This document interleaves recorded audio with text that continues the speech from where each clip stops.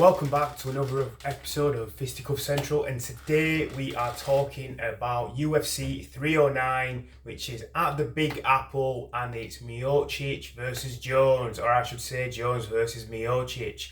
So let's get down into the card. The fights that we'll be covering will be Jones versus Miocic, which is for the undisputed heavyweight title, although many people would dispute Jones's claim to it at this point.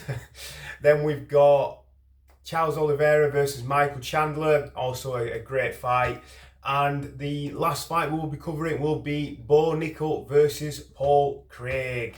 So let's get into the main event, Jones versus Miocic. And this one has got a lot of controversy around it for the fact that Miocic has been out for 3.5 years, maybe even a little bit longer now, had a month or two or whatever it may be. And Jones has also been accused of ducking Tom Aspinall, which he most likely is. However, I will give some merit to the fight in the sense that this was scheduled last year before Tom Aspinall was the interim champion, even though you could still argue he was the number one contender. People would have at that time most likely gone with Pavlovich. But obviously Tom since then has become, the number one guy to most people, really. Anyway, we're getting sidetracked because let's actually get down into the fight rather than all the things that everybody seems to be talking about this fight, rather than the fight itself. It is happening, so we might as well just fucking break it down, eh? Right, so skills. Jon Jones has definitely got the better skill set. He's a way more well-rounded mixed martial artist. He has an excellent fight IQ. The game planning that Jackson Wink do, that him and Greg Jackson do, have always been immaculate. That's the one thing that Jon Jones has always been known for, is his wild and wide skill set.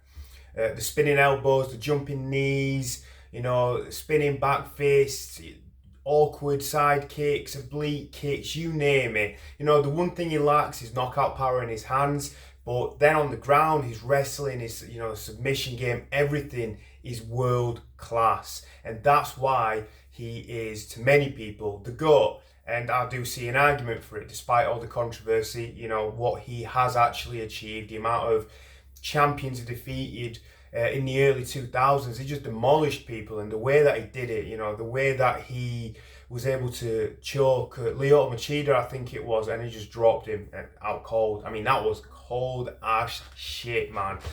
It was something to marvel at.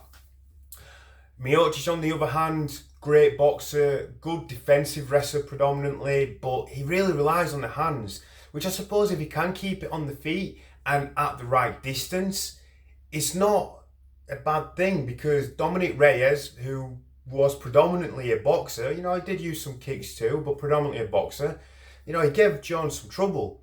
And Miocic is a very good boxer. The problem is he's 42 years of age, and he's not 43.5 years.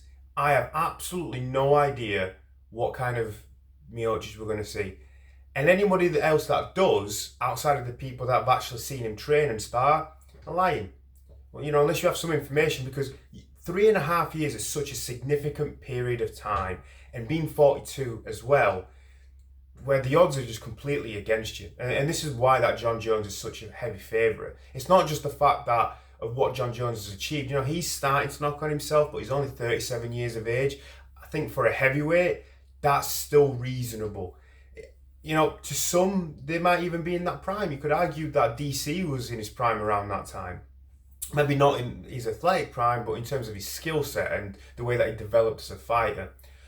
So it's a difficult one for Miocic, and I think you have to go with Jon Jones on this one, unfortunately. As much as I'd probably love to see Miocic win, just because of the bad sport and honestly just the shitty human being that Jon Jones at times, been so fake. The whole preaching to Jesus thing, like you're preaching to Jesus while you're fucking hitting a pregnant lady in a car and running away, and then beating your wife and doing all this fucking disgusting ass shit, and then you're preaching to Jesus. Dude, no offense, but fuck you. Honestly, it's hypocrisy at its finest. It's an absolute joke. And yeah, and the ducking thing as well. I love Tom Aspinall, based here in England. I'm Polish, but I've got a lot of love for this country, and I follow the English fighters closely. And I mean, Tom Aspinall's just a likable guy. And I'm sorry I'm bringing it back to him once again, but you know what? If he said, I'll fight Miocic and then I'll fight Aspinall, fair enough. I don't know. I'm trying not to be biased. On the one hand, he did say he's going to fight Miocic and retire. That was his original statement before Aspinall was the #1 contender. Let's play devil's advocate. That is the truth. People can go back and watch that. But I've not liked Johns for a long time. I personally prefer DC. It's not a bias against American fighters, by the way. I love a lot of American fighters.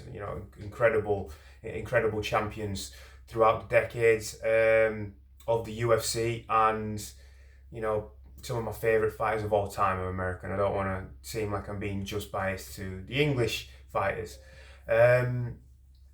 but it's just It's just John Jones. He just leaves me with a bit of a sour taste in my mouth in the way he conducts himself, and he's just so corny. And oh God, I hate being negative about stuff like this. So let's not be.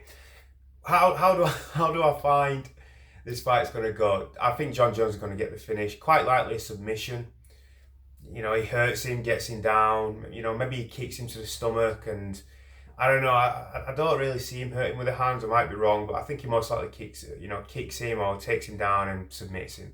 And that's how that fight's going to go. So how about moving on from all that bullshit and all that controversy to something that's way more fun? I think it's going to be an absolute banger. It's going to be Charles Oliveira versus Michael Chandler. Now, this is the second fight within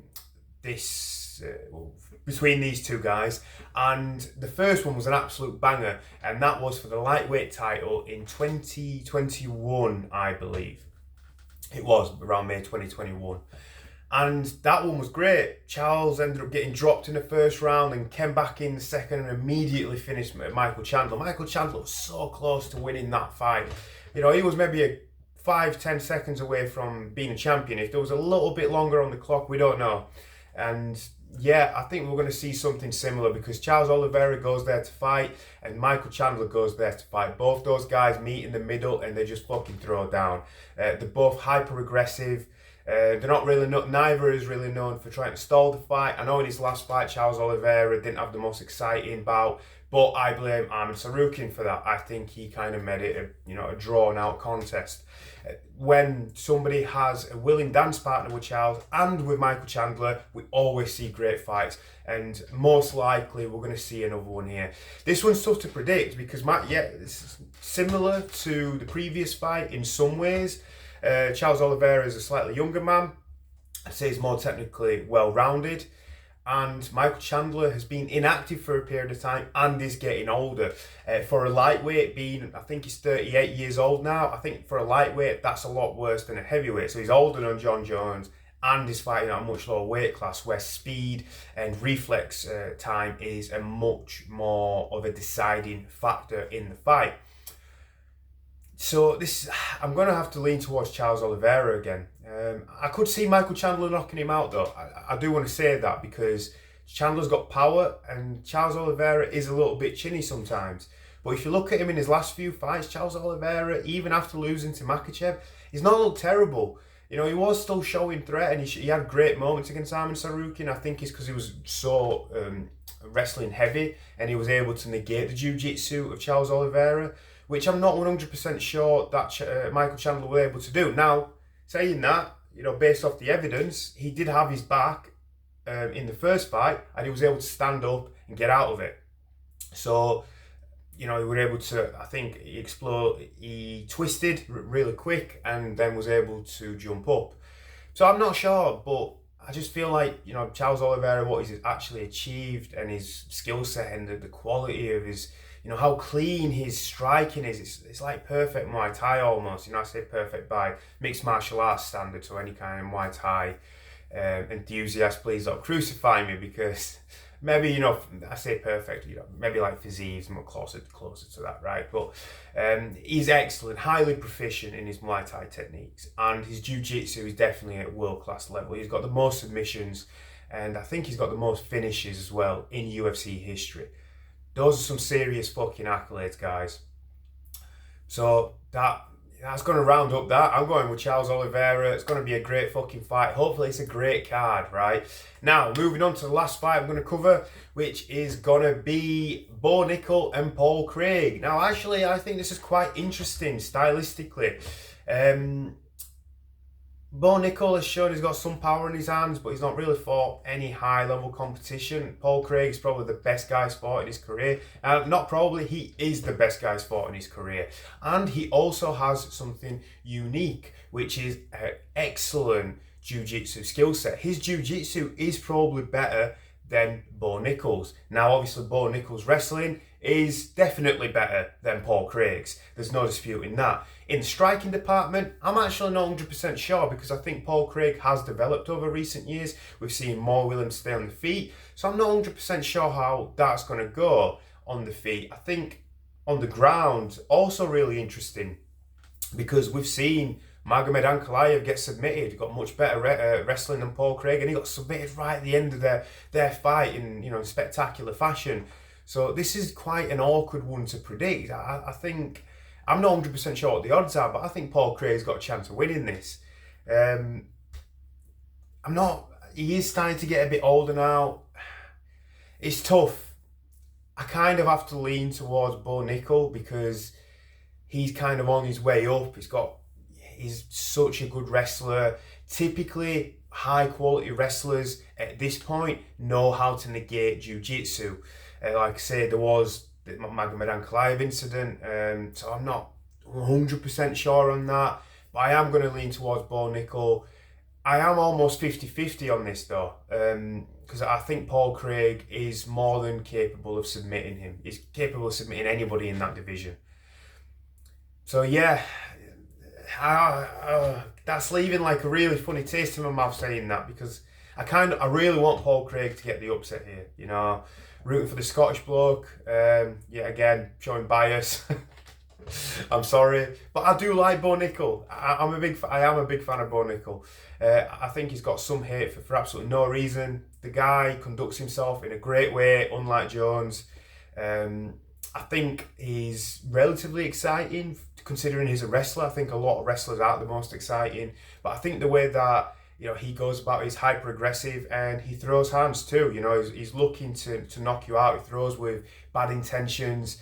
He's not like a wrestler that like Colby Covington where he's just trying to volume punch you, and he's actually looking for the finish. So yeah, that's pretty much it for those three fights. That wraps it up. I hope it's going to be a highly exciting bout.